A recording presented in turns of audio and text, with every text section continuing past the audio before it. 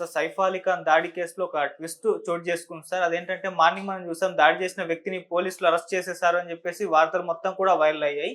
అయితే ఇప్పుడు పోలీసులు ఒక స్టేట్మెంట్ ఇచ్చేసారు. మేము మార్నింగ్ అనుమానితుడిని అరెస్ట్ చేశాము, అతన్ని ఇప్పుడు విచారించాము, అతను కాదని తెలిసింది, అందుకే వదిలేసాము అని చెప్పేసి వాళ్ళు చెప్తున్నారు. అయితే ఇప్పటికీ ఇంకా దొరకలేదా, ఇంకెన్ని ట్విస్టులు చోటు చేసుకుంటాయి ఈ కేసులో అని చెప్పేసి మళ్ళీ కూడా వార్తలు వైరల్ అవడం చూస్తున్నాం సార్. అసలు ఏం జరుగుతుంది సైఫ్ అలీ ఖాన్ కేసు? మరి ఇప్పటి వరకు ఈ పరిణామాలు చోటు చేసుకున్నది, దానిపై మీ ఒపీనియన్ సార్? అంటే మార్నింగ్ అరెస్ట్ చేసినటువంటి వ్యక్తి తాలూకా ఫోటో రివీల్ చేశారు. వీళ్ళు మెట్ల దారి గుండా పారిపోయాడు అని కూడా ఒక నేరేషన్ ఇచ్చారు.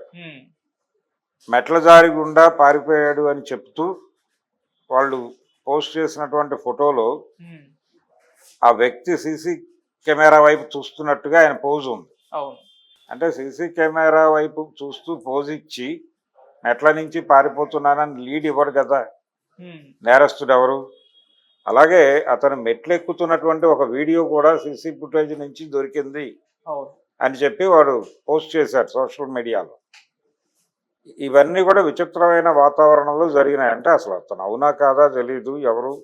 ఫస్ట్ స్టేట్మెంట్ ఆఫ్ పోలీస్ ఏంటంటే, ఇది మేము సీసీ కెమెరా ఫుటేజ్లన్నీ చూసాము, చూసిన తర్వాత మాకు బయట నుంచి ఎవరో ఎంటర్ అయ్యారని అనిపించలేదు, లోపల ఏదో జరిగింది సంథింగ్ అనేది వాళ్ళు మొదట చెప్పిన మాట. తర్వాత చెప్పిన కథ ఇది. ఏది వాళ్ళ నేరేట్ చేసిన స్టోరీ, ఇతను దొరికాడు, ఇతని మీద ఫలానా సెక్షన్స్ కింద కేసు నమోదు చేస్తున్నాం అని కూడా ప్రకటించారు. కంక్లూడింగ్ సెషన్ అనొచ్చు ఒక రకంగా. అంటే కంక్లూడ్ చేయటం కోసం పోలీసులు తిప్పలు పడతారు చాలా కేసుల్లో.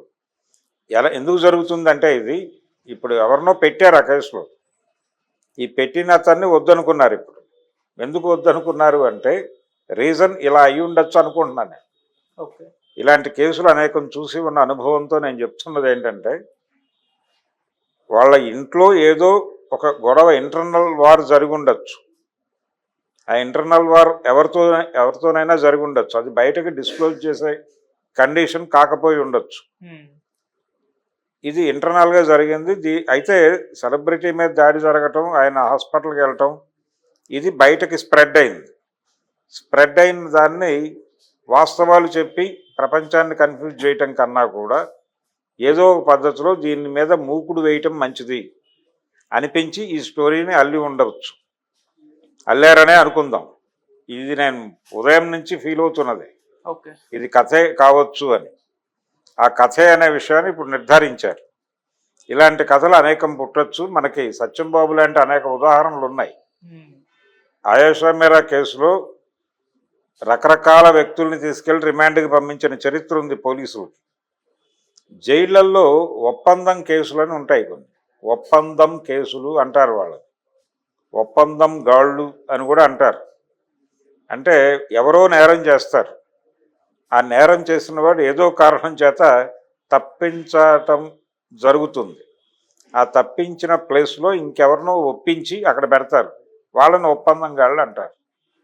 వాళ్ళు నేరం అంగీకరించి జైలుకి వెళ్తారు. దీనికి ఒక సినిమాటిక్ ఉదాహరణ చెప్తాను నేను. ఒక సూపర్ హిట్ సినిమా కథ ఇది. గ్యాంగ్ లీడర్ అనే సినిమాలో చిరంజీవి అనే క్యారెక్టర్, చిరంజీవి పోషించిన పాత్రకి, గ్యాంగ్ లీడర్ పాత్రకి కుటుంబాన్ని ఆదుకోవడానికి డబ్బులు అవసరం అవుతాయి.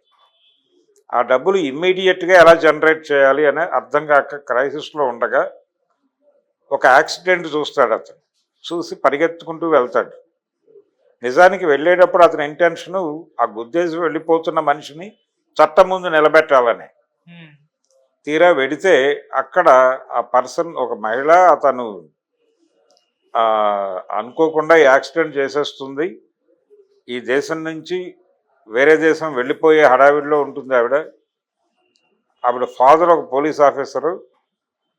వాళ్ళు ఇతన్ని అడుగుతారు, అయ్యా జరిగింది తప్పే, మేము ఆ కుటుంబాన్ని ఆదుకుంటాం, కానీ ఈ అమ్మాయి చేసిన తప్పుని ఇప్పుడు అంగీకరించే పరిస్థితుల్లో లేదు, ఎందుకంటే తను వేరే దేశం వెళ్ళాలి అనివార్యంగా, కాంట్రబట్ సిచ్యువేషన్. సో అర్థం చేసుకుని మీరు సహకరిస్తే, మీరు వేరే ప్రాబ్లంలో ఉన్నారు, ఒక ఫైనాన్షియల్ క్రైసిస్లో ఉన్నారు, అది మేము చూసుకుంటాం, ఆ ఫైనాన్షియల్ క్రైసిస్ని మేము హ్యాండిల్ చేస్తాం, మీరు మా క్రైసిస్ని హ్యాండిల్ చేయండి అన్నప్పుడు ఈ కేసు ఒప్పుకుంటాడు చిరంజీవి. నేనే యాక్సిడెంట్ చేశానని ఒప్పుకుంటాను, నాకు కావలసినటువంటి ఆర్థిక కార్యక్రమం మీరు ఏర్పాటు చేయండి అని చెప్పి ఒక మ్యూచువల్ అండర్స్టాండింగ్తో చిరంజీవి జైల్లోకి వెళ్ళి కూర్చుంటాడు. ఓకే. ఆవిడ అమెరికా వెళ్ళిపోతుంది, వీళ్ళ ఫ్యామిలీ ప్రాబ్లం సాల్వ్ అయిపోతుంది. ఇదే జరుగుతుంది ప్రపంచంలో. కాబట్టి అలాంటి ఒక ఒప్పందం గాడిని ఎవరినో ప్రవేశపెట్టారు పొద్దున, అది మళ్ళీ ఎక్కడో బెడిసింది. బెడిసి బయటకు వచ్చేసాడు అతను. వాళ్ళు మొదట స్టేట్మెంట్కి కమిట్ అయి ఉంటే బాగుండేది, అది ఇంటర్నల్గానే జరిగింది అని వాళ్ళు అన్నారు. అంటే ఇతను సీసీ కెమెరా వైపు చూస్తూ ఫోటో దిగటము, ఆ మెట్ల మీద ఎడుతున్న వీడియోలు పెట్టడము, అసలు ఈ బిల్డింగ్ సెక్యూరిటీ పరిస్థితి ఏంటి అనేది ప్రపంచానికి ఒక అనుమానంగా తయారవుతుంది. అది హై సెక్యూరిటీ ఏరియాలో ఉన్నటువంటి ఒక ఫ్లోర్ మొత్తం వీళ్ళ కంట్రోల్లో ఉంది. ఆ ఫ్లోర్లో సెక్యూరిటీ ఉంది, ఆ బిల్డింగ్కి ఒక సెక్యూరిటీ ఉంది. సీసీ కెమెరాలు కేవలం అక్కడ వరకే లేవు, ప్రతి చోట సీసీ కెమెరా ఫుటేజ్ ఉంటుంది, ప్రతి చోట వాచ్ కూడా ఉంటుంది, పర్సనల్ వాచ్ కూడా ఉంటుంది ఈ బిల్డింగ్స్లో. ఆ స్టాఫ్ ఉందని చెప్తున్నారు వాళ్ళు. ఇంత వ్యవస్థ ఉన్నటువంటి చోటకి ఒక వ్యక్తి అలా వెళ్ళి, పైగా అతను వెళ్ళగలగటానికి ఒక రీజన్ ఎస్టాబ్లిష్ చేశారు.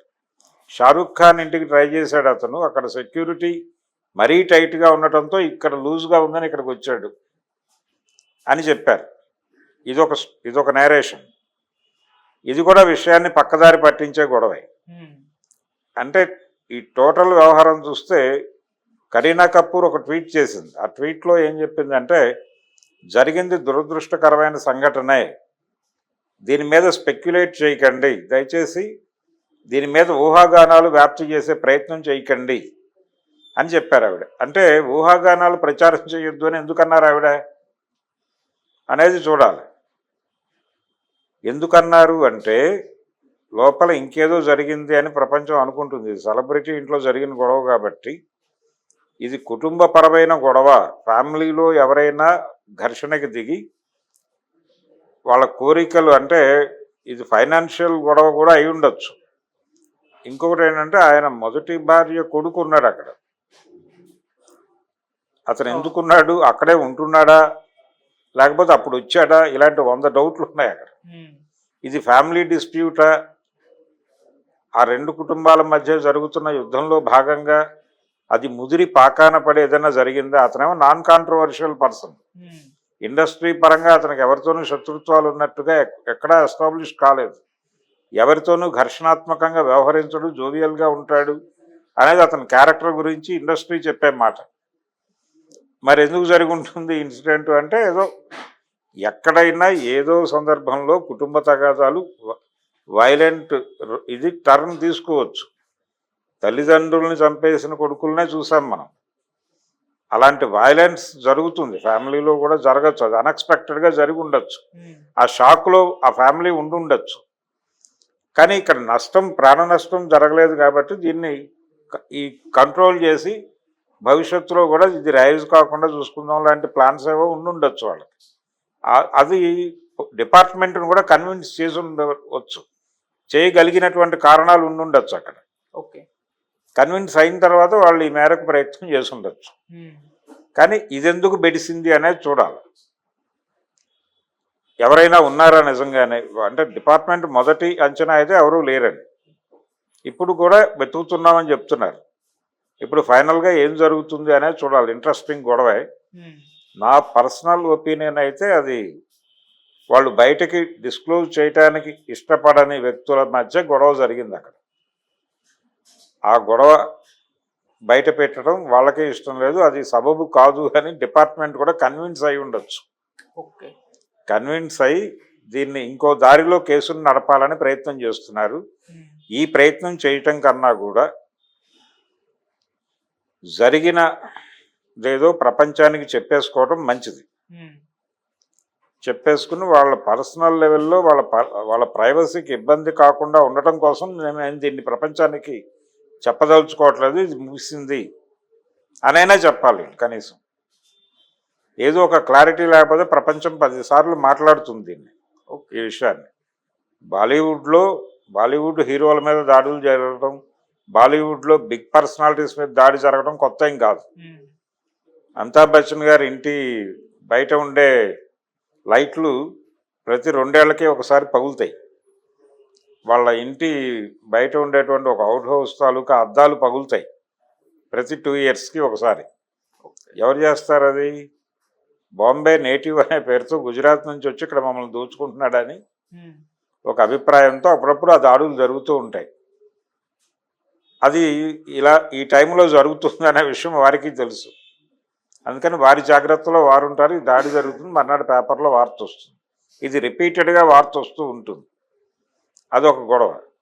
రెండోది ఉగ్రవాదం అని చెప్తున్నారు ఈ రోజున. అంటే బాంబేలో మాఫియా బలంగా ఉన్న రోజుల్లో, అంటే ఆ రోజుల్లో చోటా షకీల్ ఈ బ్యాచ్ అంతా ఉండేది కదా, దావూద్ ఇబ్రహీం వీళ్ళందరూ ఉన్న రోజుల్లో టీ సిరీస్ గుల్షన్ కుమార్ని చంపేశారు కదా, కాల్చి చంపేశారు కదా. అలాగే ఒక సింగర్ మీద అటాక్ చేసి చంపేశారు కాల్చి. ఇది మాఫియా వైలెన్స్. ఈ మాఫియా వైలెన్స్ తర్వాత జరిగిన ఇంకొక వైలెన్స్ ఏంటంటే షారుఖ్ ఖాన్ ఇంటి మీద కాదు, సల్మాన్ ఖాన్ ఇంటి మీద జరిగిన దాడి. సల్మాన్ ఖాన్ ఇంటి మీద చేసినటువంటి దాడి హిందుత్వ వైపు నుంచి జరిగింది అనేది ఎస్టాబ్లిష్ అయిపోయింది. అంతే, ఇదొక ఉగ్రవాదం. అంతకుముందు నడిచింది ఒక ఉగ్రవాదం. ఈ ఉగ్రవాదం నేపథ్యంలో ఇక్కడ కూడా అదే జరిగి ఉంటుందేమో అనే అనుమానాలు కూడా వచ్చినాయి. సైఫ్ అలీ ఖాన్ ఇంటి మీద కూడా వాళ్ళే చేసుంటారేమో అని ప్రచారం జరిగింది. కానీ వాళ్ళైతే ఇంకో పద్ధతిలో ఉండేది అనేది ఒక అవగాహన. ఇప్పుడు ప్రధానమైనటువంటి విషయం ఏంటంటే పోలీసులు వాళ్ళతో కలిసి ఏదో ఒక కథని ప్రచారంలో పెట్టే ప్రయత్నం చేస్తున్నారు అనేది అయితే ఎస్టాబ్లిష్ అవుతోంది నెమ్మదిగా ప్రజల మనసుల్లో. ఇలాంటివి ఎస్టాబ్లిష్ కావడం కరెక్ట్ కాదు. వాళ్ళు ఓపెన్గా జరిగింది చెప్పేసుకోవటమే మంచిది. అంతే తప్ప బయట వాళ్ళు చర్చిస్తున్నారు, మీరు చర్చించొద్దు అని ఎప్పుడైతే ఆవిడ ట్వీట్ చేశారో ఆ ట్వీట్